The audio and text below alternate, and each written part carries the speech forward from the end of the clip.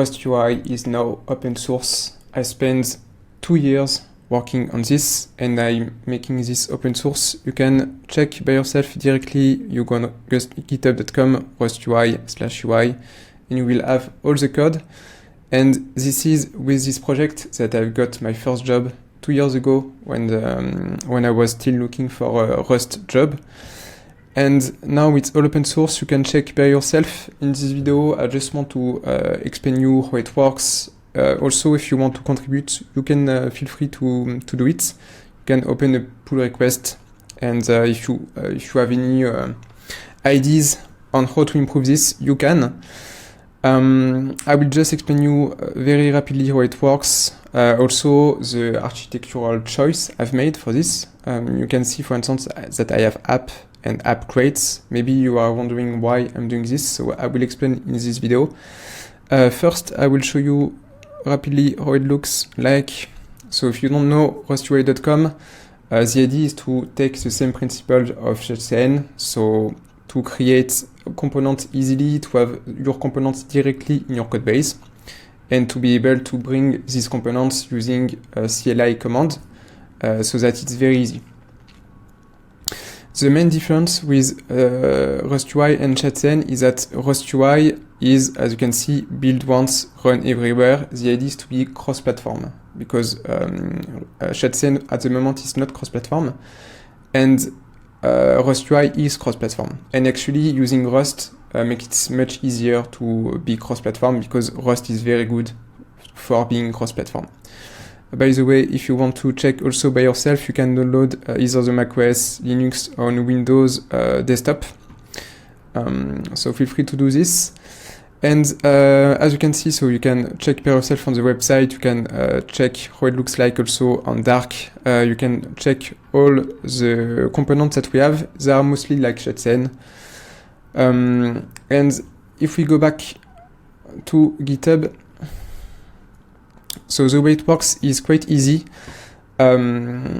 So if you want to understand, of course, how it works under the hood, so we can see first that we have app and app crates. Why I've done this is because one of the pain points that we have with Rust is that it's very slow to compile.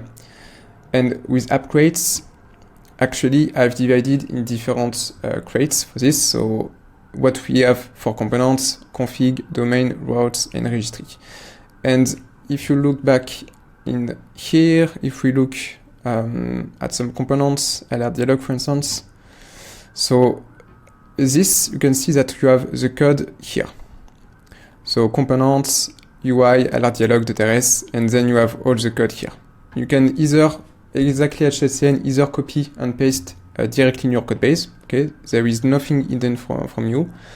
Or if you want, you can also use the CLI. So you install first UI CLI. It's also open source. So if you want to check also creds.io, so you go here. So it has some downloads, and you can also check the code here.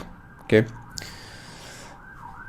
So yeah, you can either do both, and if you look at the code for the manual, actually, so under the hood, the code is here. It's in app crates, registry, then you go inside source, UI, and then you have the code for alert dialog, it was, I think, yes, and what you have here is basically exactly what you have just here, okay, just so that you can understand a little better.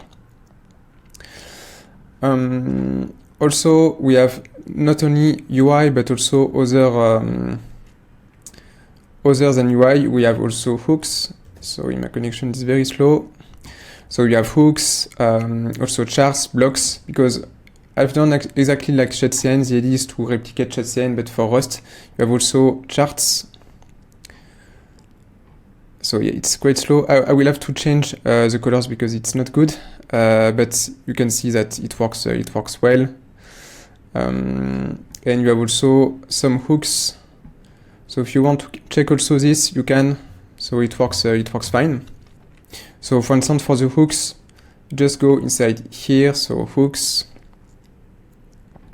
and this one, it was use horizontal scroll. So just go inside use horizontal scroll and you will have all the code for this.